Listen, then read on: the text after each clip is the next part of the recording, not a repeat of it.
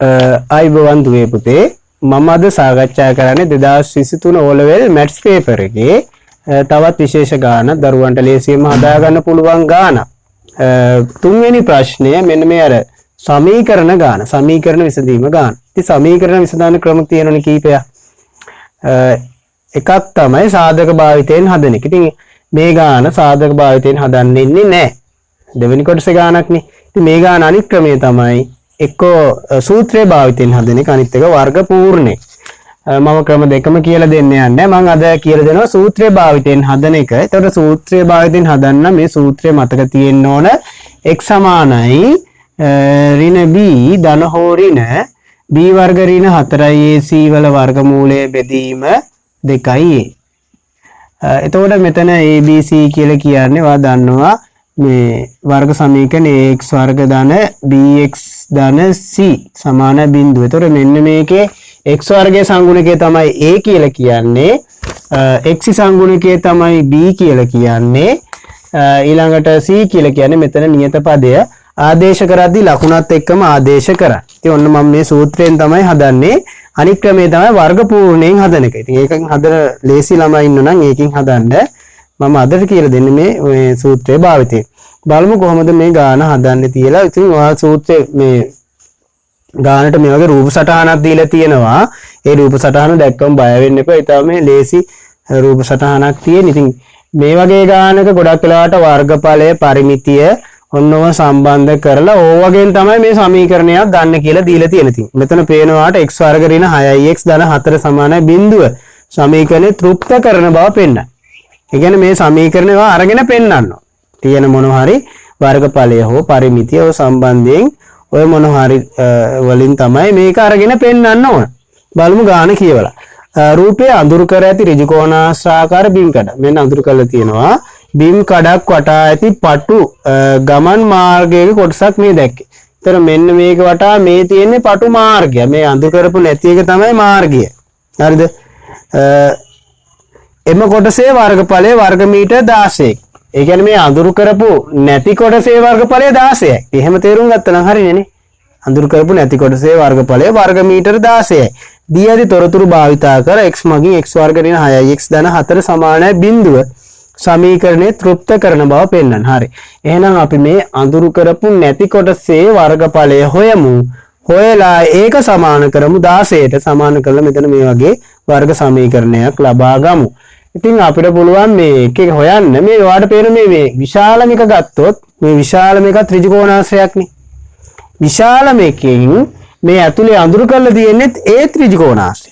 එහෙනම් අපිට මේ විශාල එකේ වර්ගඵලයෙන් ඇතුලේ එකේ වර්ගඵලය අඳුරු කරපු කොටසේ වර්ගඵලය අඩු කරා නම් අපිට මේ අඳුරු නොකල කොටසේ වර්ගඵලය එනවා. එහෙනම් විශාල එකේ වර්ගඵලය ත්‍රිජ්‍යාකෝණාශ්‍රයක් දිගයි පළලයි යෝන දිග 7යි පළල 5යි. ඒක නම් ලේසි. ඊළඟට මේ අඳුරු කරපු කොටසේ වර්ගඵලය හොයන්න නම් දිගයි පළලයි යෝන. බලමු පළල කීයක් එනවද කියලා. දැන් ඔයාලට පේනවා මෙතෙන්ටම දිග කීයද? 5යිනේ. සම්පූර්ණ දිග 5යි. ඒතර මේ එක කොටසක් x කියලා දාලා තියෙනවා මේ පාරේ පළල x. මේ පැත්තත් x. එහෙනම් x එකතු වුණාම 2x. ඉතින් මේ සම්පූර්ණ දිගෙන් මේ 2x අඩු කරා නම් අපිට මේ අඳුරු කරපු කොටසේ පළල එනවා. ඒ කියන්නේ 5න් අඩු කිරීම 2. 5 ඍණ 2x තමයි එන්නේ. ඒ වගේම අපිට මේකේ මේ දිග ගන්නත් පුළුවන්. මෙතන පොඩ්ඩක් මකනවා. අඳුරු කරපු කොටසේ දිග බලමු. ඔයාලට පේන මේ සම්පූර්ණ දිගම 7යිනේ. මේ සම්පූර්ණ දිගම 7යි. ඉතින් 7යි මේ දිග කීයද?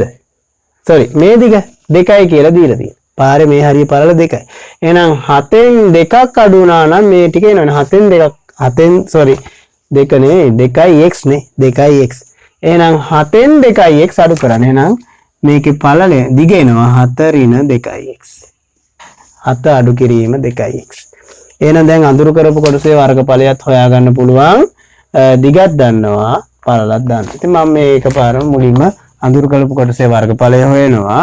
එහෙම නැත්නම් වාට එකපාරම හදන්නත් පුළුවන්.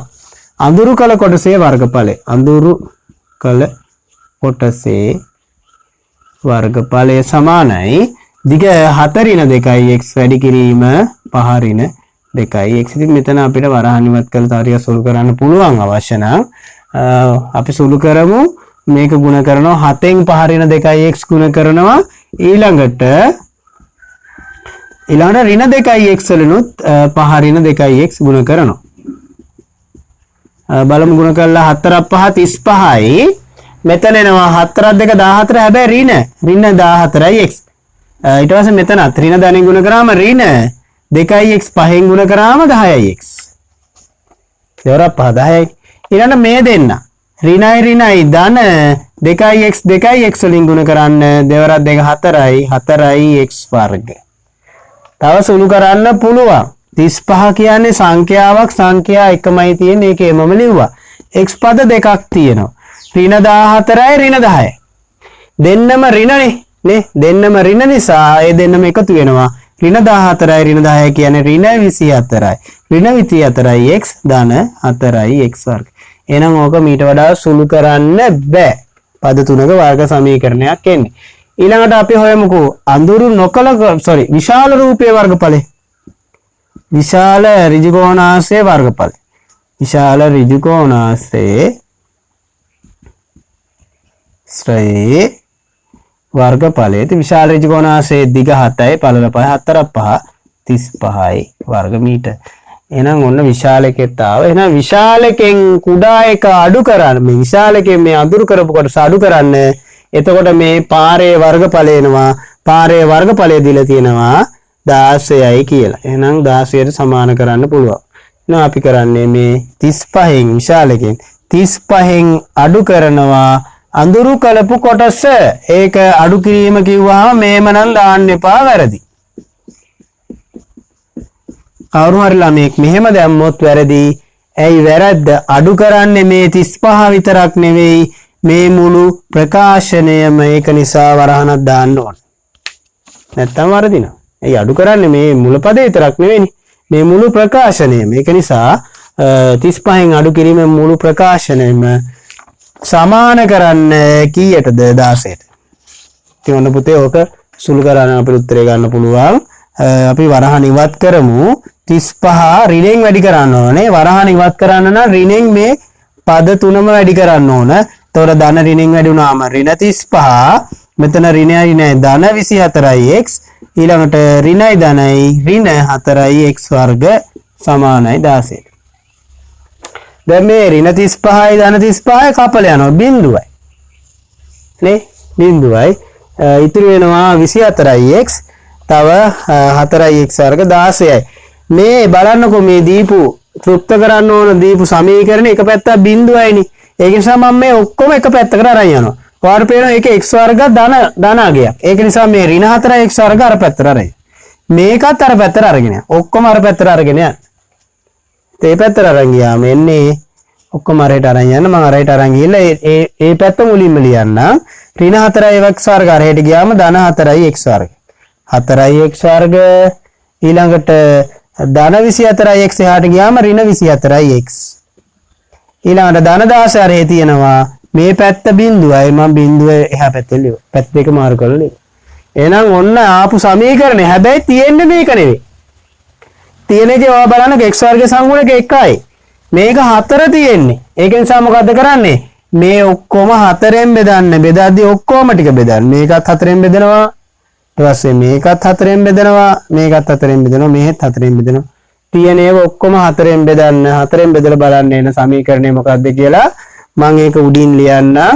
මෙන්න මෙතනින් මම ලියනවා 4ෙන් බෙදුවට පස්සේ බලන්න 4x වර්ග 4ෙන් බෙදුවම x වර්ග ඍණ 24 4ෙන් බෙදුවම ඍණ 6යි x ධන 16 4ෙන් බෙදුවම ධන 4යි සමානයි බිඳුවයි.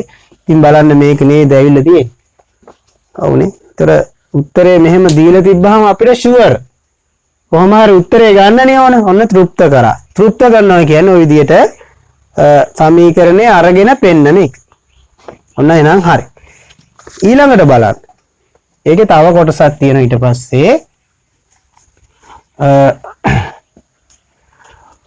මූල පහෙහි අගය 2.24 ලෙසගෙන ඉහත සමීකරණයේ විසඳුම් සොයා එම විසඳුම් දෙක අතුරින් එක් සඳහා ගැලපෙන්නේ වඩා කුඩා අගය පමණක් බවට හේතු දක්වන්න කියලා කියනවා. එතකොට මේක x වර්ගයේ සමීකරණයක්. x වර්ගයේ වර්ග සමීකරණයක්. මේකට සාධක විසඳුම් දෙකක් තියෙනවා. විසඳුම් දෙකක් තියෙනවා. x වල අගයන් දෙකක් එනවා. විසඳුම් කියන්නේ x වල අගයන්. අන්නේ දෙකම හොයන්න ඕනේ. දෙකම හොයලා එකක් අයින් කරන්න තියෙනවා. ඒතර මෙතන ගැලපෙන්නේ කුඩා අගය කියලා ගන්නලු අගයන් දෙකෙන්. අපි බලමු කොහොමද මේක විසඳන්නේ කියලා. ඉතින් මම කිව්වා ක්‍රම තුනක් තියෙනවා කියලා. එකක් සාධක භාවිතයෙන් මේක සාධක භාවිතයෙන් හදන්න බෑ. එච්චර ලේසි ගණන් දෙන්නේ නැහැ දෙවෙනි කොටසට. අනිත් ක්‍රම දෙකෙන් එකකින් හදන්න පුළුවන්. එකක් සූත්‍රයේ භාවිතයෙන් එහෙම නැත්නම් වර්ග පූර්ණයෙන්. ඉතින් මම කියන්නේ සූත්‍රයේ භාවිතයෙන් හදන්නේ කියලා. එහෙනම් අපි සූත්‍රයේ භාවිතයෙන් හදමු. x සමානයි ඍණ b ධන හෝ ඍණ b වර්ග ඍණ 4a c වල වර්ගමූලය බෙදීම 2a. ඔන්න ආදේශ කරමු. ඉතින් ආදේශ කරන බලින් කලින් ABC හොයාගමු. A වලගේ ඒ කියන්නේ x වර්ගයේ සංගුණකයනේ. A වලගේ 1යි. ලකුණත් එකම ලියා ගන්න. ඊළඟට B කියන්නේ x සංගුණකය. B වලගේ x ගුණ වෙලා තියෙන සංඛ්‍යාව. ඒ කියන්නේ ඍණ 6යි. C කියන්නේ නියත පදය. x අඩංගු නැති පදයක ධන 4යි. එන c සමාන ධන 4යි. අන්න දැන් ආදේශ කරන්න x සමානයි ඍණ ඔන්න ළමයින්ට වර්ධින තව තැනක්. ඍණ මෙතන b. ඍණ b කියවා ළමයි ඍණ 6යි කියලා දාන වැරදි. එතකොට b වලගේ ධන 6 වෙලා. මෙතන තමයි b වලගේ ඍණ 6. එහෙනම් ඍණ b වල ඍණ 6. අන්න ඔහොම එන්න ඕන. b වලගේ තමයි මෙතන දාන්නේ. ඍණ කියන එකේ සමීකරණය තියෙන එක. ධන හෝ ඍණ b වර්ග වර්ගමූලය ඇතුලේ b වර්ග ඍණ 6 වර්ගය. ඍණයේ වර්ගය කොහොමද දාන 6 වරකයි 36. ධන 36 එන්නේ ඍණ 4යි a කියන්නේ 1යි c කියන්නේ 4යි බෙදීම. ඒතර බෙදීම මේ සම්පූර්ණ බෙදීම වෙන්න ඕන 2යි a කියන්නේ 1යි. මෙතන ඍණයි ධන වෙනවා ධන 6 ධන හෝ ඍණ. මෙතන ඍණ ඍණින් ගුණුනාම ධන වෙනවා. මෙතන වර්ගමූලය ඇතුලේ එනවා 36 ඍණ 16යි. 36න් 16ක් අඩු කරලා ඉතින් අපිට පුළුවන් මේක එකපාරම දාන්න නැත්නම් තව පෙළියක් ලියන්න වෙනවා. 36න් 16ක් අඩු නම් 20යි. බෙදීමේ 8ට 2 ඉන්නේ. දැන් මේ බලන්න මූල 20 කියන්නේ අකිලකරණිය. මතකත් ඇති ඔයාලට පළවෙනි පාඩමේ තියෙන 11 වසරේ අකිලකරණිය අපිට කරණියක් කරන්න පුළුවන්. මූල 20 අපිට ලියන්න පුළුවන් වර්ගමූලයේ දන්නේ හේකුයි නොදන්නේ හේකුයි ගුණිතයක් විදියට 4 ගුණ කිරීම 5. එතකොට මෙතන 4 වර්ගමූලය කීයද එන්නේ? 4 වර්ගමූලය 2යි, 5 වර්ගමූලය මූල 5යි, 2යි මූල 5යි. ඉතින් මේකේ මූල 5 යගයක් දීලා තියෙනවා. 2.24යි කියලා මම ඒකත් මෙතෙන්ට ආදේශ කරන්න පුළුවන් ඕනනම්. එහෙම නැත්නම් පස්සේ ආදේශ කරන්නත් පුළුවන්. අපි පස්සේම ආදේශ කරමුකෝ. 6 ධන හෝ ඍණ මූල 20 වෙනුවට ලියනවා 2යි මූල 5 බෙදීම 2යි. ඒතොර දුවේ පුතේ බෙදනවා දෙකෙන් බෙදන්න තියෙන්නේ. සමහර ළමයි මේ 2යි මේ 2යි කපලා දානවා වැරදි සම්පූර්ණ වැරදි. මෙතන ධන හෝ ඍණ කියන්නේ මේ එක පදයක් මේ එක පදයක්. 6 කියන්නේ එක පදයක් 2යි මූල 5 කියන්නේ එක පදයක්. ඒතොර දෙකෙන් බෙදනවා නම් මේ පද දෙකම දෙකෙන් බෙදන්න ඕන. එහෙනම් 6 දෙකෙන් බෙදුවාම 3යි ධන හෝ ඍණ 2යි මූල 5 දෙකෙන් බෙදුවා මූල 5යි. සමහර ළමයින්ට ගැටලුවක් ඇති ඇයි මේ ධන හෝ ඍණ කියලා දාන්නේ කියලා. ඒ සූත්‍රයේ තියෙන එකක්. ඉතින් ධන හෝ ඍණ දාන්න එකක් ධන අවස්ථාවට සලකලා x වලගේ එකක් ගන්න. ඇයි x ට උත්තර දෙකක් එන්න ඕනනේ වර්ග සමීකරණේ. ඍණ අවස්ථාව සලකලා තව එකක් ගන්නවා. අන්න ඒකයි ඒ ධන හෝ ඍණ දාලා තියෙන්නේ. උත්තර දෙකක් එන ඕන නිසා. එහෙනම් ධන අවස්ථාව සලකුවාම එනවා x සමානයි 3 ධන මූල 5 ඍණ අවස්ථාව සැලකුවොත් එනවා x සමානයි 3 ඍණ මූල 5. ඔන්න උත්තර දෙක. ඒතර ඔන්න x ට උත්තර දෙකක් ආවා. ඔය උත්තර දෙක මම මේක ඉතුරු ටික උඩින් හදන්නම්. පොඩ්ඩක් මේක මකලා දාන්න ඔයාලා සටහනක් දාගන්න.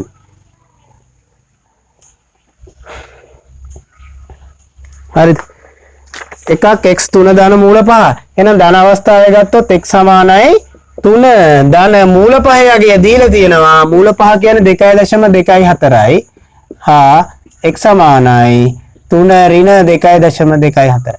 ඔන්න උත්තර දෙක. ඉතින් දුවේ පුතේ මේක තව පොඩ්ඩක් සුළු කරන්න. 3 ධන 2.24 කියන්නේ 5.24යි. 3න් 2.24ක් අඩු කරන්න. ඔන්න අඩු කරනකොට ළමයින්ට තව පටල වෙන තැන. 3.0ෙන් අඩු කරන්න ඕන 2.24. 3 කියන්නේ 3.0. ඒතර 10න් 4ක් 6යි. මෙතන 9 9න් 2ක් 7යි. එතන බිංදුව. 0.76 එන්නේ. x සමානයි 0.76. එහෙනම් ඔන්න උත්තර දෙක. ඉතින් මේ උත්තර දෙකව ගන්න බෑ. එක උත්තර x ට උත්තර දෙකක් තියෙන්න බෑනේ. x කියන්නේ ඔයාලට පේනවා මේ මෙතන පළලනේ. මේ පාරේ පළල. ඉතින් සමහර කට x වලට ඍණ ගණන් එන්නත් පුළුවන්.